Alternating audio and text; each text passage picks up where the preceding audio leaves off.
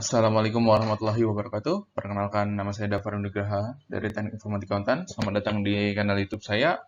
Pada video kali ini saya akan menjelaskan tentang teori probabilitas.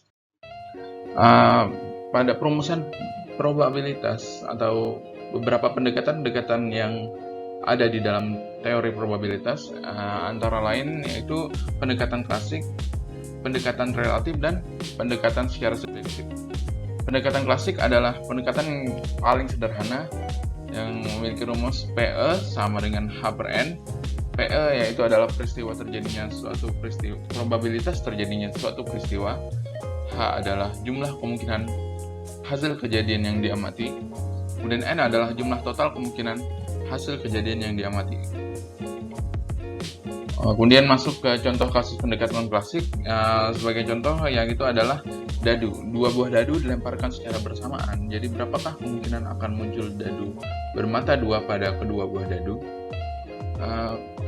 Kemudian termasukkan jumlah kemungkinan mata kedua dadu yaitu adalah dua, adalah satu di antara jumlah total kemungkinan dadu setelah dilemparkan yaitu 36, karena jumlah mata dadu adalah 6 dan jumlah dadu adalah 2, jadi 6 dipangkatkan 2 yaitu jumlah dari dadu tersebut, jadi 36. Kemudian dimasukkan ke dalam rumus jadi 1/36. Jadi persentase kemungkinan dua buah dadu dilemparkan secara bersamaan dan akan muncul mata dua pada kedua buah dadu adalah 22,777%.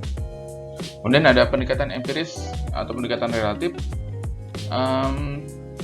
Untuk pendekatan empiris, pendekatan ini agak berbeda dari pendekatan sederhana karena pendekatan ini dilakukan pada kejadian-kejadian yang tidak diketahui sebelumnya. Jadi pendekatan empiris ini hanya bisa dilakukan setelah dilakukannya observasi. Jadi hanya adalah jumlah kejadian yang terjadi dan kemudian N-nya adalah jumlah total kejadian yang diamati atau jumlah percobaan tersebut.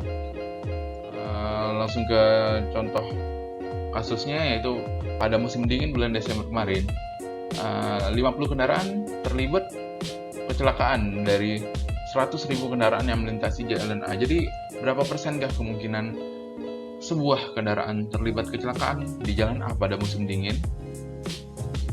Kemudian langsung jadi jumlah kendaraan yang terlibat kecelakaan yang sesuai data yaitu ada 50, dan kemudian jumlah total kendaraan yang lewat adalah 100.000.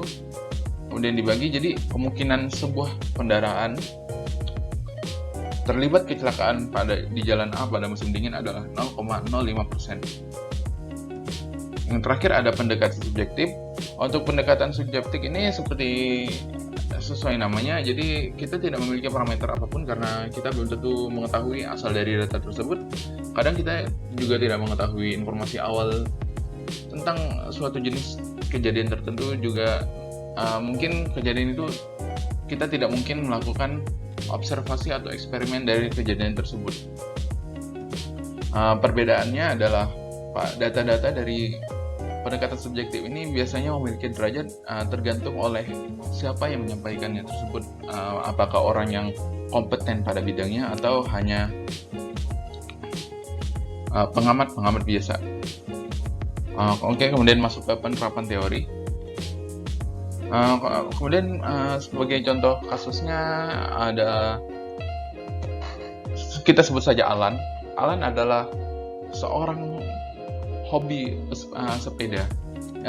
Ia merencanakan akan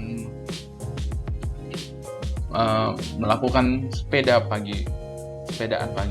pagi pada hari H. Oleh karena itu, ia pasti ingin menghindari hujan. Untuk menghindari hujan, ia pun mengecek koran pada hari ini untuk ramalan cuaca esok. Koran hari ini menunjukkan bahwa besok tidak akan terjadi hujan. Kemudian Alan kurang yakin atas informasi tersebut, jadi ia membuka catatan data-data apakah pada hari H dalam 10 tahun terakhir terjadi hujan. Dari data tersebut hanya terlihat 2 kali hujan di 10 tahun terakhir pada hari H. Alan pun berpikir, kemudian jadi kemungkinan hujan yang terjadi pada tahun tersebut, kemudian kemungkinan hujan yang terjadi pada hari H tahun ini dihitung dari jumlah hujan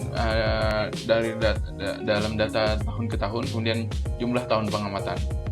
Kemungkinan hujannya adalah 2:10. Jadi kemungkinan hujannya adalah 1/5, atau apabila dipersentasekan jadi kemungkinan hujannya hanya 20%. Alan pun berpikir besok tidak akan terjadi hujan karena berdasarkan persentase dan perhitungan dan berdasarkan koran harian pula besok tidak akan terjadi hujan. Kemudian sampailah pada hari esok. Tomorrow.